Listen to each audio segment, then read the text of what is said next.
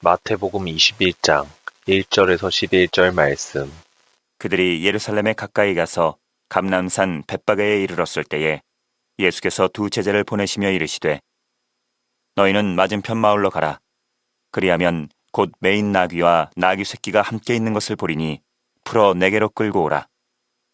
만일 누가 무슨 말을 하거든 주가 쓰시겠다 하라. 그리하면 즉시 보내리라 하시니 이는 선지자를 통하여 하신 말씀을 이루려 하심이라.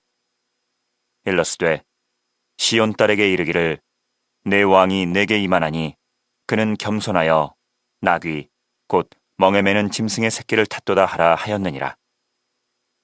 제자들이 가서 예수께서 명하신 대로 하여 나귀와 나귀 새끼를 끌고 와서 자기들의 겉옷을 그 위에 얹음에 예수께서 그 위에 타시니 무리의 대다수는 그들의 겉옷을 길에 펴고 다른 이들은 나뭇가지를 베어 길에 펴고 앞에서 가고 뒤에서 따르는 무리가 소리 높여 이르되 호산나 다윗의 자손이여 찬송하리로다.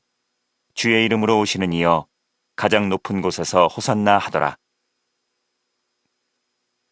예수께서 예루살렘에 들어가시니 온 성이 소동하여 이르되 이는 누구냐 하거늘 무리가 이르되 갈릴리 나사렛에서 나온 선지자 예수라 하니라. 이 선택에는 우리의 핵심 가치, 우리가 무엇을 선택해야 될까? 우리의 가장 중요한 선택, 그것이 무엇일까? 여러분, 이제 우리가 2022년도 벌써 한 분기가 다 지나가고 또 새로운 분기가 이제 시작되죠. 여러분에게 최고의 선택들이 잠깐만 이루어지기를 바라요. 여러분, 인생이 뭐냐면 인생은 선택이에요. 선택과 선택이 계속 이어지면서 이게 달과 년이 바뀌면서 그게 전체적으로 평가되는 게 인생이라고 하는 거거든요. 그러니까 선택을 잘하면 인생을 잘 사는 거고 선택을 못했다 그러면 인생을 실패한 거죠. 그러니까 인생이 왜 어려우냐면 누군가 대신 선택해 주는 게 없거든요. 자기에게 다 주어진 것을 선택해야 되고 늘 그 선택을 내가 어떻게 했느냐, 어떤 질적인 선택을 했느냐에 따라서 내가 잘 살았느냐 후회된다, 막 그렇게 되는 거죠. 벌써 인생을 중년을 바라보고 삶을 중년을 바라보고 계신 분들은 벌써 중년 가까이 선택을 해오신 거예요. 내가 중년 이후에 또 다른 삶을 살고 싶다, 좀 더 도전되는 삶을 살고 싶다라고 마음을 가지고 계신 분은 제일 먼저 무엇을 점검하셔야 되냐면 내가 매 순간 핵심 가치 가운데 어떤 선택을 해왔나, 그 선택하는 그 퀄리티, 그 질들을 여러분들이 점검해 보셔야 되는 것입니다. 우리가 무언가를 선택할 때 일단 예수님께서 이 땅에 계실 때 어떤 선택을 하셨는가를 들여다볼 필요가 있어요. 그래서 오늘 두 개의 부분을 나눠서 우리가 생각해 볼 텐데, 앞선 전반부 부분은 예수님은 어떤 선택을 하셨나, 우리 한 세 가지로 살펴볼 거고, 뒤쪽에 그러면 우리는 어떤 선택을 해야 되는가, 뒤쪽에 우리의 삶의 적용 부분을 세 가지로 떠나서 생각해 보기를 원합니다.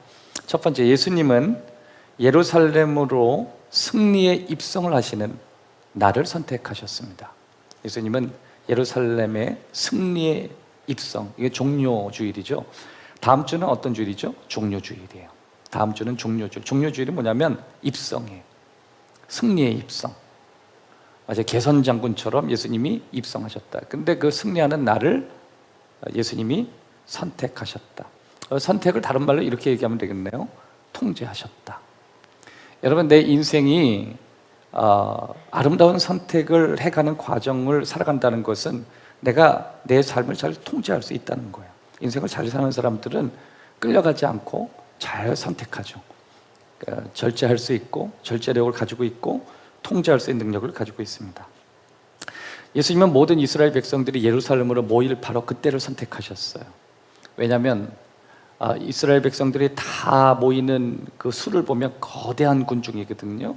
그런 군중들을 다 만날 수 있고 그들이 그 이야기를 다 들을 수 있는 바로 그 날을 선택하셨고 그 장소를 선택하셨어요. 며칠 후에 그 군중이 돌변하죠. 그래서 예수님을 십자가에 못 박으라고 얘기해요.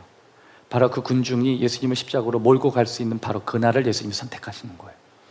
그런 거 보면 우리의 삶의 대부분은 그냥 갑자기 이루어지는 게 아니라 우연적으로 돌발적으로 일어나는 게 아니라 철저히 하나님의 선택과 그 선택의 과정 가운데 일어난다라고 하는 것입니다.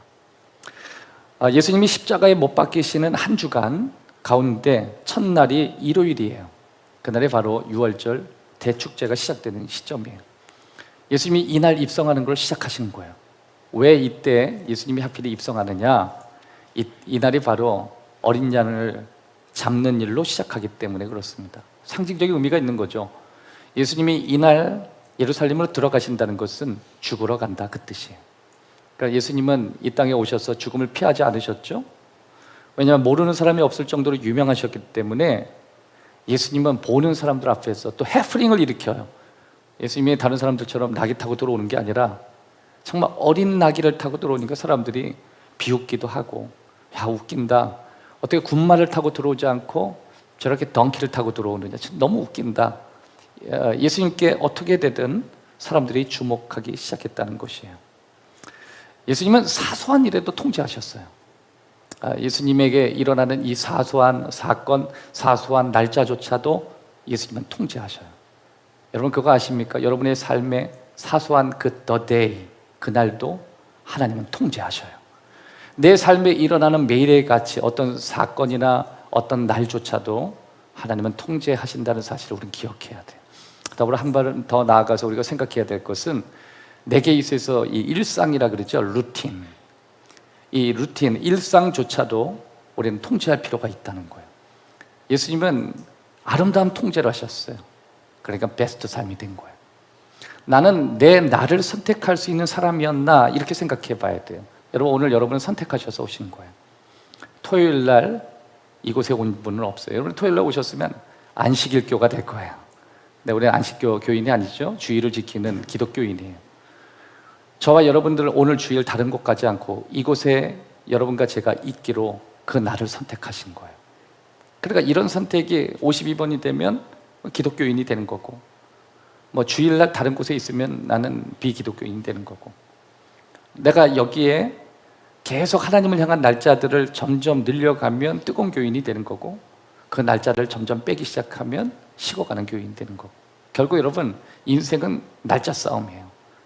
그 날짜에 내가 어디 있느냐, 그 날에 내가 어디 있었느냐, 그 날에 나는 무엇을 했느냐, 그 날 싸움이에요. 근데 오늘 본문을 보면 하나님은요 그 날까지도 주관하신다는 거예요. 마태는 이 사건을 직접 봤습니다. 또 마태는 3절 말씀에서 예수님의 명령에 따라 한 번도 사람이 타보지 않은 나귀 새끼를 데리고 가는 해프닝이 벌어졌습니다. 주인이 왜 이 새끼를 데려가는지 사람들이 물어볼 거라고 예수님이 예측하셨어요. 그리고 그 주인에게 어떤 대답을 해야 되는지조차도 예수님은 말씀하셨습니다.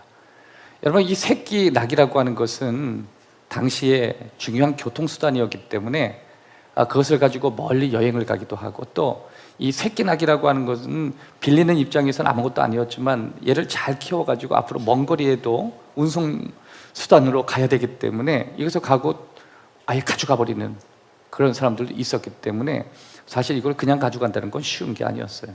그리고 당연히 주인이 묻죠. 왜 가져가냐고.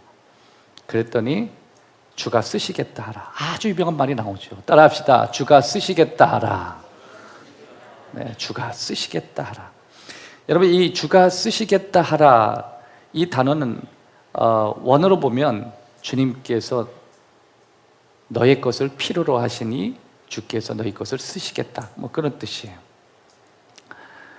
예수님께서 단순히 쓰고 가져가신다는 게 아니에요. 잠깐 빌리겠다는 거예요. 그리고 다시 그것을 되돌려 줄 것이라고 설명하라고 제자들에게 아마 말씀하셨을 것입니다. 그런데 바로 그 타임에 수많은 어린 나귀를 가지고 있는 사람들 가운데 하필 그 주인이 바로 그 시간에 헌신할 수 있는 그 타임을 예수님이 정하셨어요. 나귀를 그냥 끌고 가는데 하필 내 나귀를 그 시간에 끌고 갈 수 있었겠느냐 물을 때 바로 그 시간을 정하신 분이 하나님이셨어요. 여러분 저와 여러분이 지금까지 살아오면서 무언가 하나님께 헌신하기 위해서 내 마음이 막 움직인 적이 있죠. 그게 여러분이 한 것 같죠? 그런데 오늘 말씀을 보면 이렇게 사소한 일상조차도 그 날조차도 예수님이 정하시더라요. 그런 거 보면 우리 인생은요 베스트가 되기 위해서는 하나님의 그 감동에 따라 그때 섬겨야 돼요. 하여튼 예수님과 여러분의 인생 가운데 연결되어 있는 그 접촉점을 찾으셔야 돼요. 여러분의 인생에 무엇을 쓰기를 원하시는지. 그리고 저와 여러분이 예수님 앞에 섰을 때 예수님이 너는 나를 위해서 무엇을 하고 왔느냐라고 할 때 우리는 무슨 말을 할 것인지.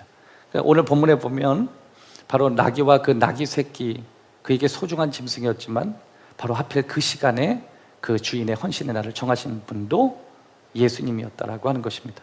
아무튼 우리 삶의 사소한 일들도 다 예수님의 정하신 선택 아래 이루어진다는 사실을 우리가 믿어야 한다는 것이죠.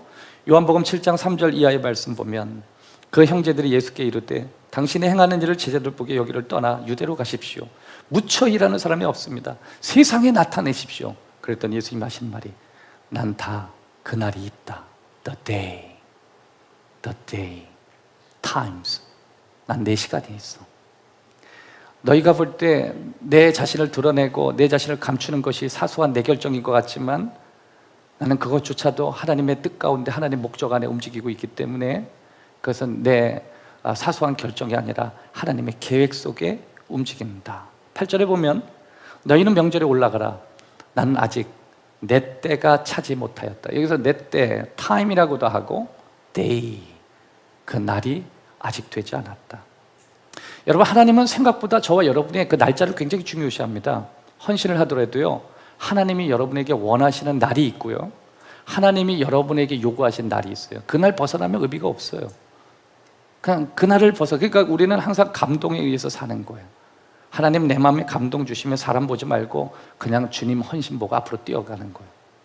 출애굽기 12장 3절 이하의 말씀 보면 너희는 이스라엘 온 회중에게 말하여 이르라. 이달 열흘에 너희 각자가 어린 양을 잡을지니.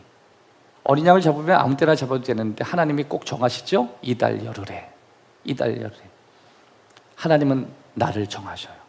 하나님은 오늘도 나를 선택하세요. 그 다음 뭐라 그러냐면 6절의 말씀 보면 이달 열 나흘 날까지 간직하였다가, 아니 계속 간직하면 되지 굳이 열 나흘 동안 간직하거라. 14일을 이야기하는 거예요. 여러분, 하나님은요 나를 정하시는 분이에요.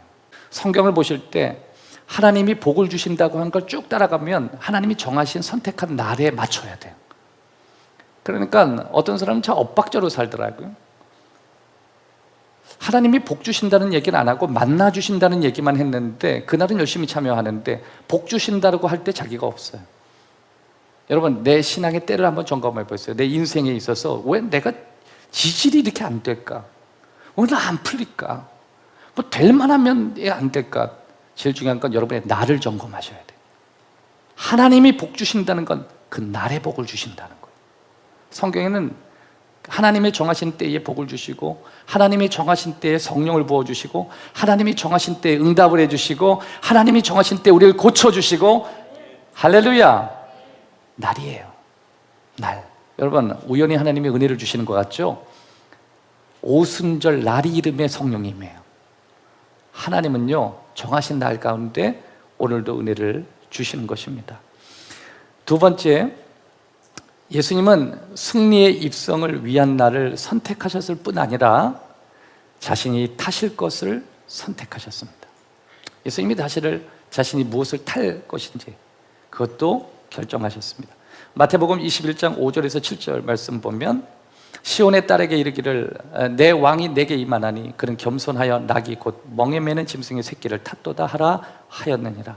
제자들이 가서 예수에게 명하신 대로 하여 나귀와 나귀 새끼를 끌고 와서 자기들의 겉옷을 그 위에 얹음에 예수께서 그 위에 타시니, 예수님은 무언가를 타시는 것을 선택하셨어요. 그러면 여기서 예수님이 무언가를 타시는 예수님의 입장, 그리고 예수님이 타실 때 자신의 중요한 겉옷을 어린 나귀 새끼 밑으로, 짐승의 밑으로 던져서 레드카펫을 까는 그들의 입장, 이 두 가지의 모습을 보면 그건 태도예요. 태도. 그러니까 예수님은 자신의 탈 것을 선택하셨다. 이거는 뭐냐면 당신이 당신의 길을 가는 데 있어서 당신의 삶의 태도를 결정하셨다. 당신의 삶의 태도. 지금은 6월절 기간이거든요. 지금 예수님이 이곳에 오실 때 예수님 혼자 오신 게 아니에요. 벌써부터 갈릴리라고 하는 데부터 수천 명의 순례객들이 지금 예루살렘으로 같이 오는 거예요. 행렬로. 여러분, 그 이슬람권의 그 이제 그 활동들을 이렇게 보면은 막 그 사람들이 순례를 막 하잖아요. 쭉 해서. 그 예루살렘이 거의 가까운 진풍경이에요. 그러니까 갈릴리로부터 진짜 산을 넘고 쭉 걸어서 오는 거예요. 거기에 예수님도 같이 걸어오시는 거예요.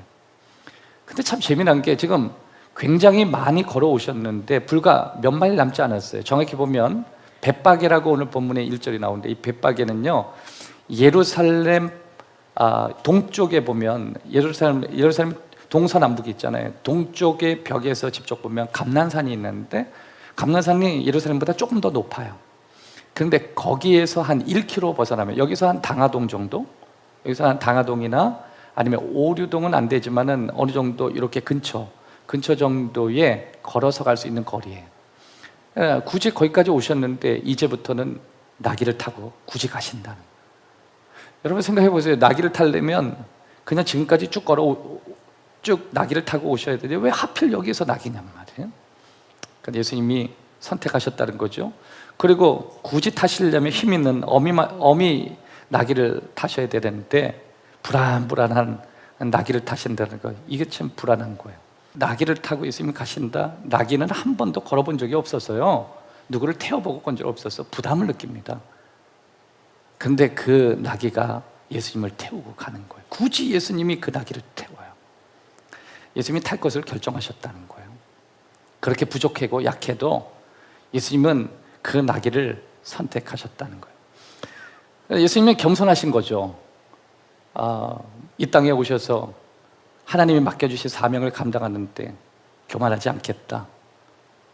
만왕의 왕이시지만 예수님은 어린 나귀를 탔다. 어미 나귀 타는 것이 아니라 어린 나귀를 탔다. 그 다음에 있는 사람들이 해프닝들이 일어나는데 사람들이 막 겉옷을 벗어서 어린 나귀, 어미 나귀도 아니에요. 그 어린 나귀에 자기 겉옷을 버리죠. 짐승이 지나가는데. 근데 거기에다가 탁 깔기 시작해요. 그 태도예요, 태도. 여러분, 예수님을 순수하게 바라보고 믿고 따라가는 사람에게 겉옷을 벗어 던지는 이 해프닝들이 막 일어나는 거예요. 여러분, 예수님이 지금 나귀를 타고 예루살렘에 입성한다는 자체가 굉장히 순수하게 보이지 않아요? 우리는 어느 순간 하나님을 믿는 이 믿음 안에서 우리의 마음이 순수성을 다 잃어버려요. 그러니까 순수함을 잃어버리기 때문에 이게 해프닝이 없는 거예요. 여러분, 신앙생활에 가장 중요한 건 태도라는 거예요. 이 땅에 살아갈 때 예수님이 선택하신 삶의 방식들을 잘 보면 능력을 가지신 분이 태도에 집중하셨다는 거예요. 따라합시다. 능력을 가지셨지만 태도에 집중하셨다. 여러분, 어떤 의미로 볼 때 이 땅에서 삶이 풀리는 가운데 사람들은 능력을 가지려고 하는데요, 정말 중요할 땐 태도에서 결정납니다. 그럼 많은 사람이 자기의 능력을 기르겠다고 온갖 몸부림을 치지만 내 인생의 결정적인 키는요, 내가 대하는 태도에 열려 있어요. 성경에 보면 전부 태도에 대한 문제예요. 어떤 사람의 인생은 풀리고 어떤 사람의 인생은 풀리지 않죠? 여러분, 그 사람의 삶에 보면, 삶의 내용들을 잘 보면 그 사람의 삶의 태도에 딱 직간접으로 연결되어 있어요. 한 걸음 더 나아가서 깊이 있게 얘기한다면 능력이 없어도 돼요. 능력은 다른 분이 있으면 되잖아요. 하나님의 능력이 있으면 되는 거 아니에요? 굳이 내가 능력이 있을 필요가 있나요? 여러분, 예수님이 나귀를 타셨죠?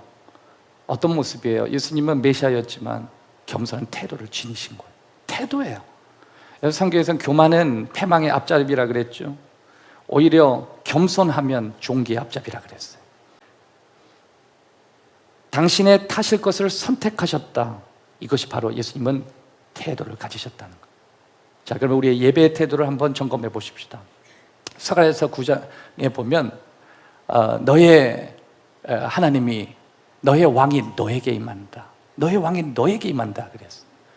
여러분, 왕이 너에게 오신다, 왕이 너에게 임한다, 이게 무슨 뜻이냐면 하나님의 임재가 너에게 일어난다, 하나님이 너에게 역사하신다, 그거예요. 그러면 하나님이 우리에게 임할 때 우리들이 어떤 마음을 갖고 있어야 되나, 어떤 예배 태도를 가져야 되냐, 이게 중요한 거예요. 여러분, 예배를 드릴 때 졸릴 때도 있죠. 그런데 여러분, 정말 중요한 시간이라면 여러분 정말 졸 수 있을까요? 여러분 삶에 정말 여기에서 생사가 결정된 문제라면 여러분 그렇게 조실 수 있을까요? 왕이 너에게 임하신다면. 여러분, 저는 이곳에 예수님이 계시다고 믿어요. 그래서 정말 예수님을 바라보고 예수님이 내게 오시는 걸 임재라고 하는데, 예수님이 오늘 이 시간에 정말 오시면, 보이지 않는 예수님이 내게 오시면 내가 가지고 있는 문제를 해결해 주시고, 내가 얹혀 있는 문제도 해결해 주시고, 내 답답한 문제도 해결해 주시고, 그러기 위해서 우리는 어떤 모습을 가져야 해요? 능력이에요? 아니에요. 태도예요. 능력은 하나님만 가지고 계시면 돼요. 요한계시록에 보면 에베소 교회가 나와요. 이 교회 참 좋은 교회였습니다. 사도 바울이 3년간 말씀을 전했고요, 예수님의 어머니도 거기에 잠깐 있었습니다. 근데 계시록에 보면 소아시아 교회에게 성령께서 말씀하시는데 첫 번째 교회가 바로 에베소 교회였어요. 그 에베소 교회에게 너 참 잘하는데 한 가지 내가 책망할게. 첫사랑 잃었다. 첫사랑 잃었다. 처음의 행위를 찾아라. 너희가 교회가 크고 영향력 있는 교회라고 착각하고 너가 마치 무엇이 된 것처럼 생각하는데 근본적인 너의 태도가 문제야. 그 태도를 고쳐. 여러분, 첫사랑을 회복하기 위해서는요, 하나님께 능력을 받는 게 중요한 게 아니라 여러분의 삶의 태도부터 바꾸세요. 신앙생활 했던 처음의 고백부터 돌아가야 돼요. 여러분, 우리 교회 오셔서 한 신앙생활 5년, 6년 차 이렇게 쭉 되면요, 신앙생활 하고 싶지 않은 마음들이 쭉 들어올 때가 있어요. 사람들은 계속 참 희한하더라고요. 능력을 구해요. 그 사람에게 충분히 그 능력이 있음에도 불구하고 왜 자꾸만 능력을 구하는지 좀 이해가 안 됐어요. 그 사람에게 필요한 건 태도였어요. 어느 순간 교만해요. 어느 순간 어깨에 힘이 들어가요. 어느 순간 목소리가 높아져요. 어느 순간 뭘 따지기를 좋아해요. 당신에겐 태도가 문제였는데 왜 능력을 구하는지 이해가 되지 않았어요. 대체로 여러분, 그 시간에서 한참 지나다가 깨질 만큼 다 깨지더라고. 그러다가 힘이 다 빠지고 나면 태도가 바뀌어 있더라고. 뭘 던져줘도 감사합니다. 무슨 이야기 해도 고맙습니다. 다 제 이야기입니다. 여러분, 굳이 우리가 능력 없어도 됩니다. 하나님이 능력이 있어요. 예수님이 능력이에요. 그게 신앙생활이에요. 예수 믿는 사람은 능력 기르자 이거 아닙니다. 하나님이 능력 주시니, 하나님 능력이 있으니 우리 하나님 의지하자. 네, 내 힘대로 못해요. 내 뜻대로 못해요. 내 능력으로 못해요. 그러니까 주님의 은혜라고 고백하는 거예요. 세 번째, 예수님은 우리 모두를 위해 죽음을 선택하셨습니다. 9절, 앞에서 가고 뒤에서 따르는 무리가 소리 높여 이르되 호산나 다윗의 자손이요 찬송하리로다. 주의 이름으로 오시는 이요 가장 높은 곳에서 호산나. 10절, 예수께서 예루살렘에 들어가시니 온 성이 소동하여 이르되 이는 누구냐 하거늘 무리가 이르되 갈릴리 나사렛에서 나온 선지자 예수라 하니라. 앞에서는 호산나, 뒤쪽에서는 저게 뭐야 그거예요. 그러니까 앞에 9절 말씀은 사람들이 환호하는 무리였고, 뒤쪽은 환호하는 무리들을 바라보면서 만족하지 않는 사람의 비아냥거리는 모습이에요. 그런데 왜 뒤쪽에 이 말씀이 있느냐? 예수님이 가시는 걸음은 불편한 사람들이 있는 곳으로 걸어가는 걸음이었다는 거예요. 예수님의 지금 걸음은요, 죽음으로 걸어가는 걸음이에요. 그러니까 예수님이 우리를 모두 위해서 죽음을 선택하시고 죽음의 방향으로 가고 계시다는 것을 11절에 우리에게 설명하는 거예요. 9절은 앞에서 환호하는 게 있는데 가시는 방향은 예수님을 향해서 혼란스러워하는 사람들이었어요. 그런 거 보면 여러분, 예수님은 주어진 일에 최선을 다하셨어요. 그런데 그 최선을 다하시는 그 과정 안에 예수님은 죽음의 길로 걸어가신 거예요. 우리가 이 땅에서 신앙생활을 할 때 언제나 하나님이 우리에게 복을 주실 땐 내가 선택한 일보다 주어진 일에 축복을 주실 때가 많이 있습니다. 하나님이 주시는 사명은 내가 고르는 게 아니라 던져지는 거예요. 내가 원해서 가는 게 아니라 그냥 주어지는 거예요. 우리가 인생을 살아가면서 인생이 풀려가는 성경적 관점 안에서의 과정을 보면 우리가 선택한다고 인생이 풀리는 게 아니었고 대체로 하나님이 먼저 다가오셔야 풀리는 거였어요. 그러니까 인생 자체가 주어지는 거예요. 그래서 우리는 언제나 받아들이는 거예요. 하나님이 내게 주시는 상황을 내가 어떤 태도를 갖고 어떤 상황 속에 선택을 하느냐에 따라서 인생이 달라지는 거예요. 여러분, 지난 한 분기 동안 여러분에게 하나님께서 많이 던져주셨잖아요. 삶을 3달을 던져주셨잖아요. 매 순간, 매 시간, 매 분초 여러분 주위에 수많은 사람, 스쳐가는 사람들조차 때론 우리 삶에 고난이 찾아오죠. 벗어나는 것만이 목적이 아니에요. 하나님은 내게 오는 이 고난을 통해서 오히려 이 과정 속에서 우리를 더 강하게 하고 우리를 더 멋있게 하고 우리를 더 힘있게 만들려고 하나님이 자꾸 우리에게 주는 거예요. 그래서 우리는 언제나 내가 좀 손해보는 입장에, 내가 좀 억울한 입장에, 내가 좀 마음 아픈 입장에 자꾸만 서야 돼요. 예수님은 그 길을 선택하신 거예요. 그게 죽음을 선택하신 예수님의 방향이었어요. 예수님은 절대 환호하는 것을 선택하지 않았어요. 예수님이 선택하신 것은 언제나 당신의 희생이었고 당신의 고난이었어요. 여러분, 세상 사람은 우리를 망신 주기 위해서 우리를 여러 가지 힘들게 하지만 십자가는 망신인 것 같이 보이지만 그것이 우리를 멋있게 하고 아름답게 하고 우리를 정말 깊이 있게 만드는 거예요. 마가복음 8장 31절 말씀에 인자가 많은 고난을 받고 장로들과 대제사장들과 서기관들에게 버림받아 죽임을 당하고 사흘 만에 살아날 것을 비로소 그에게 가르치셨다. 마가복음 10장 32절 이하의 말씀 보면 예루살렘으로 올라가는 길에 예수께서 그들 앞에 서서 가시는데 그들이 놀라고 다른 자들 두려워하더라. 이에 다시 12 제자를 데리고 자기가 당할 일을 말씀하여, 당신이 무엇을 당해요? 33절 그들이 죽이기로 결의하고 이방인들에게 넘겨주겠고 34절 채찍질하고 죽일 것이나 3일 만에 살아나리라. 예수님은 죽음을 선택하신 거예요. 여러분, 신앙생활은요, 나 하나 죽자, 나 하나 믿음으로 죽자, 나 하나 신앙 안에서 죽자. 여러분, 한 사람이 죽기로 결정하면 그 가정 다 살아요. 너와 내 집이 구원을 얻으리라, 이게 무슨 뜻이냐면 너 하나 죽으면 네 가족 산다, 그거예요. 너 자존심이 죽던, 너희가 살아왔던 삶의 방식을 내려놓던, 네가 취미 생활을 내려놓고 뭐 하나 내려놓으면 너 산다, 그거예요.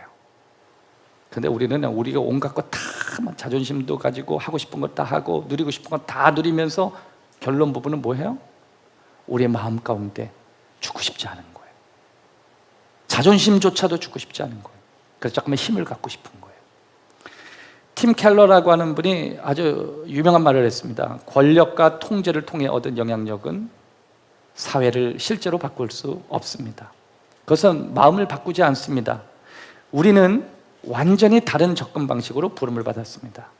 우리를 믿지 않는 주변 사람들이 곧 우리가 없는 곳을 상상할 수 없을 정도로 희생적인 사랑을 하는 것, 그들은 우리가 우리 자신만을 위한 것이 아니라 그들을 위한 것임을 알기 때문에 우리를 신뢰하기 시작할 것입니다. 여러분, 내가 누군가를 위해서 죽음의 길을 선택한다는 것은 다른 사람들이 자신을 위한 길이 아니라 그들을 위한다고 이해하도록 시간을 벌어주는 거예요. 마가복음 10장 32절 말씀에 예루살렘에 올라가는 길에 예수께서 그들 앞에 서서 가시는데 그들이 놀라고 다른 자들은 두려워하더라. 다시 12 제자를 들이시고 자기가 당할 일을 말씀하셨다. 그들이 죽이기를 결의했다. 여러분, 이것은 우리 신앙에 있어서 너무 중요한 내용이에요. 자, 그러면 우리들은 어떤 선택을 해야 할까? 이런 예수님의 세 가지의 핵심 선택을 보면서 그러면 거기에 우리의 삶에 어떤 적용을 할 것인가? 첫 번째, 예수님이 정말 내 삶에, 내 일상의 왕이 되든지 구원자가 되든지 아니면 거부하든지 선택을 해야 돼요. 예수님은 스페셜한 왕이었잖아요. 예수님은 나귀를 타셨어요. 그분은 누군가에게 환영을 받기도 하고 누군가에게 거절을 당하기도 했어요. 아무튼 예수님이 우리에게 오셨어요. 10절 이하의 말씀 보면 예수께서 예루살렘에 들어가니 온 성이 소동했다. 이게 소동이라는 뜻은 무슨 뜻이냐면 사람들이 그걸 긍정적으로 받아들이지 않고 시끄럽게 받아들였다는 거예요. 예수님이 왕이라고 하는 까닭이 일어나는 해프닝이에요. 예수님이 왕이 되는 순간 일어나는 문제들이에요. 특별히 여러분 3절에 보면 주가 쓰시겠다, 주가 쓰시겠다, 그들의 주가 그것을 필요로 한다.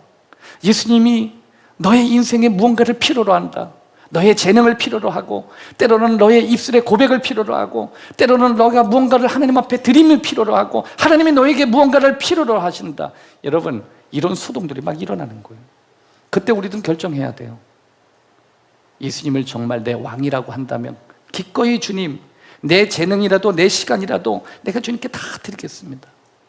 아, 주님 그것까지 못합니다. 거부하든지. 우리는 이것도 아니고 저것도 아니니까 인생을 허비하는 거예요. 여러분, 여기서 예수님이 쓰시고 돌려주신다니까요. 인생이 되돌아보면 하나님이 쓰시고 하나님이 사용하신 재능은요, 그 재능이 훨씬 더 커져요. 여러분과 제가 가지고 있는 재능 기껏해야 얼마 되지 않는다. 그런데 그 재능을 하나님 앞에 드리면 이걸로 사람 막 아름답게 하시고 멋있게 하시고 위대하게 하시고, 야, 어떻게 저 나이에 저런 일을 할까? 막 비전을 갖는. 가끔 여러분, 우리가 신앙생활 하다 보면 내 생각대로 안 되거든요. 내 뜻대로 안 되거든요. 그러다 보니까 우리가 무엇을 먹을까, 무엇을 마실까, 막 그런 거 생각하는 거예요. 어떻게 예수 믿는데 무엇을 먹을까 마실까 그거 하나에 매달리고 사냐고요. 한 번밖에 없는 인생인데, 한 번밖에 없는데. 약병은 늘어가죠. 나이가 들면 들수록 먹어야 될 것도 많아지는데, 그게 무슨 뜻이냐면 내 몸의 모든 기능은 다 떨어지고 힘은 하나도 없는데 주님이 점점 가까우는데 먹고 마시는 문제 때문에 내 인생 걸기엔 네 시간이 아깝다 그러시는 거예요. 아까워.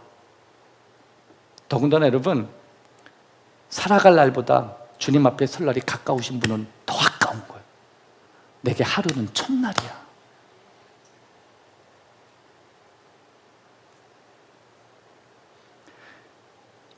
그러니까 성경에서 그러잖아요. 무엇을 먹을까 마실까 염려하지 마라. 너희가 있어야 될 거 다 안다. 넌 하나님 나라와 의를 구하라. 하나님이 너의 인생 위에 임하고 너의 등을 타시고 너의 인생 위에 계시도록 너의 삶을 드려라. 나머지는 덤으로 주신다. 여러분, 자녀도 훌륭하게 하나님이 키워주실 거고 먹고 쓰는 거 해결해 주실 거고 오히려 그 전보다 훨씬 더 좋은 먹을 것을 주시고 이것저것 열어주시고 축복해 주시고. 사랑하는 여러분, 누가복음 7장 20절에 그들이 예수께 나와 이르되 세례 요한이 우리를 보내어 당신에게 여쭈어 보라고 하기를 오실 그이가 당신입니까? 우리가 다른 일을 기다릴까 하더이다 하니. 누가복음 7장 22절 이하에 보면 예수께서 대답하여 이르시되 너희가 가서 보고 들은 것을 요한에게 알리라. 맹인이 보며 못 걷는 자들이 걸으며 나병 환자가 깨끗함을 받으며 귀먹은 사람들이 들으며 죽은 자들이 살아나며 가난한 자에게 복음이 전파된다 하라. 누구든지 나로 말미암아 실족하지 않는 자는 복이 있다. 여러분, 우리는요, 두 번째, 예수님의 방식이 우리의 원하는 것과 일치하지 않을 때 내가 계속 믿을 것인가 예수님을 떠날 것인가 선택해야 돼요. 세례 요한도 갈등했어요. 예수님을 계속 믿어야 됩니까? 낙이 타시 오신 예수님이 우리의 메시아가 맞습니까? 그러나 예수님 말씀하셨습니다. 말씀으로만 하셨어요. 그때 그는 계속 믿기로 했습니다. 여러분, 우리 신앙생활 가운데 내 기준과 하나님이 원하시는 방식이 일치하지 않을 때 우리는 하나님을 믿고 싶지 않은 마음이 일어나기도 해요. 그럴 때 우리는 내가 계속 이것을 믿으면서 갈 것인가, 이런 환경 속에 믿고 갈 것인가, 아니면 그만 믿을 건가를 선택해야 돼요. 저는 여러분에게 계속해서 믿기를 주의 이름으로 축원합니다.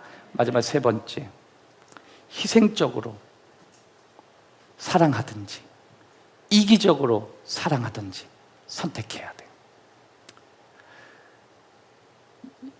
여러분, 여러분이 누군가를 사랑하고 무언가를 사랑한다고 했을 때 우리는 희생하면서 사랑할 수 있는 예수님의 모습을 적용할 수도 있고 이기적인 마음 때문에 사랑할 수도 있어요. 우리는 늘 선택해야 돼요.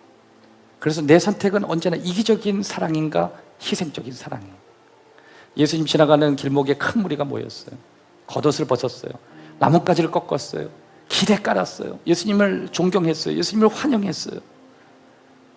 자신들의 겉옷을 기꺼이 불었어요. 그래서 호산나 호산나 그랬어요. 이거는 뭐냐면 우리를 구원하소서, 어둠에서 죄에서 깊은 수렁에서 나를 건져주소서. 여러분, 그들은 자신의 삶의 일정 부분 희생했어요. 그리고 예수님도 희생의 걸음을 걸어가셨어요. 그런데 10절에 보면 온송이 소동하여 이 사람은 누구냐 그랬어요. 당시에 여러분, 예루살렘에 6월절에 모일 수 있는 최대 인원이 270만 명이 예루살렘에 모여 있을 수 있대요. 여러분, 270만 명이 예루살렘 성에 모였고 그 예루살렘 그 한 요새 270만 명이 모였지만 그 안에 특별히 예수님이 계시는 그 성전 뜰 안에는 얼마나 많은 사람이 꼿꼿이 있을 거예요. 예수님은 하나님이 정하시는 방법을 통해서 당신의 목숨을 버리는 희생을 선택하셨어요. 요한복음 15장 13절에 보면 사람이 친구를 위하여 자기 목숨을 버리면, 자기 목숨을 희생하면 더 큰 사랑이 없다. 더 큰 사랑이 없다. 그 어떤 사랑도 희생을 대신하지 못한다. 그래서 예수님은 그 희생적 사랑으로 친구를 위해서 자기 목숨을 던지는 그 사랑을 던진 거예요. 그런데 어떤 사람들은 이기적인 사랑을 던져요. 같은 사랑이라면 우리는 내 사랑이 희생적인 사랑인가를 생각해 보아야 하는 거예요. 오늘 두 가지를 생각했습니다. 예수님은 어떤 선택을 하셨는가? 첫 번째, 그 날짜를 결정하셨다. 예수님은 그 날을 선택하셨을 뿐만 아니라 예수님이 무엇을 탈 것인가를 결정하셨다. 그 타는 것은 우리의 태도라고 말씀해 드렸습니다. 예수님이 죽음을 선택하셨습니다. 두 번째, 우리는 무슨 선택을 해야 하는가요? 예수님을 왕으로 정말 모시든지 내 삶에 당신이 기꺼이 필요하다면 내 생명까지라도 드릴 수 있겠습니다. 기꺼이 나의 실패까지라도 당신 사용해 주십시오. 아니면 거절할 수 있는 마음이 우리에게도 있을 수 있는 거예요. 두 번째는 예수님이 내가 원하는 방식과 일치하지 않을 때, 마치 예수님이 백마를 타고 오시는 게 아니라 그것도 어린 나귀를 타고 오시는 그것은 내가 정말 상상하지 않았던 방식이었고 내게 오시는 원하지 않는 방식이었지만 그럼에도 불구하고 내가 계속 믿을 것인지 아니면 내가 예수님을 떠날 것인지 선택해야 돼. 세 번째, 희생적으로 사랑할 것인지 아니면 늘 이기적으로 선택했듯이 내 사랑이 이기적으로 가야 할지 우린 그 선택을 점검해야 합니다. 오늘 저와 여러분들에게 다음 주는 종료주일이지만 이 종료주일 예수님의 사랑을 기억하는 저와 여러분이 되시길 주의 이름으로 축원합니다. 기도하겠습니다. 하나님 아버지, 오늘도 예배 가운데 함께 하시고 오늘도 우리 삶의 선택을 점검하게 하시고 지금까지 우리가 살아왔던 삶을 어떻게 살아가야 할지에 대해서 고민하는 여기 신실한 주의 자녀들이 되게 하여 주옵소서. 예수 그리스도의 이름으로 기도하옵나이다.